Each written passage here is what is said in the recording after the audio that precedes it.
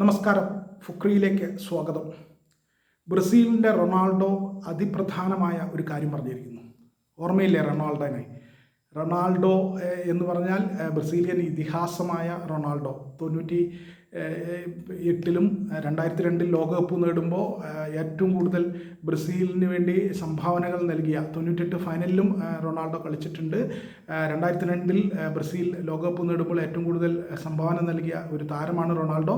ആ റൊണാൾഡോ പറയുന്നു, ബ്രസീലിൻ്റെ എക്കാലത്തെയും വലിയ ഇതിഹാസങ്ങളുള്ള ഒരാളായ റൊണാൾഡോ പറയുന്നു, got greatest of all time ആരാണ് എന്ന ചർച്ച അവസാനിപ്പിക്കണം. കാരണം അത് ലിയണൽ മെസ്സിയാണെന്ന് തെളിയിക്കപ്പെട്ടിരിക്കുന്നു. ഹാട്രിക്ക് അടിച്ചോടുകൂടി, അൾജീരിയക്കെതിരെയ ഹാട്രിക്ക് 38-ാമത്തെ വയസ്സിൽ അടിച്ചോടുകൂടി തന്നെ അനാവശ്യമായ ഈ ചർച്ച അവസാനിപ്പിക്കണം. അത് ലിയണൽ മെസ്സിയാണ് എന്ന യാഥാർത്ഥ്യം ഉൾക്കൊള്ളണം എന്ന് തന്നെയാണ് റൊണാൾഡോ, ബ്രസീലിയൻ ഇതിഹാസം റൊണാൾഡോ പറഞ്ഞിട്ടുള്ളത്. വെറുതെ തോന്നിയ പോലെ ഓരോ ചർച്ചകൾ നടത്തിയിട്ട് കാര്യമില്ല. യാഥാർത്ഥ്യം, ആ പ്രതിഭ തന്നെയാണ് മെസ്സി. അസാമാന്യ പ്രതിഭ, അത്ഭുതങ്ങളാണ് കാണിച്ചുകൊണ്ടിരിക്കുന്നത്.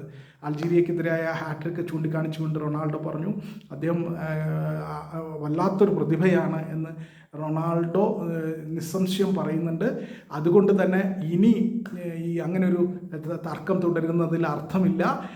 എക്കാലത്തെയും മികച്ച footballer, greatest of all time, അത് ലിയണൽ മെസ്സി തന്നെയാണ് എന്ന് റൊണാൾഡോ അടിവരയിട്ട് പറയുന്നു. അപ്പോൾ അക്കാര്യത്തിൽ ഇനി അനാവശ്യമായ ചർച്ചകളിലേക്ക് പോകരുതെന്നും റൊണാൾഡോ പറയുന്നു.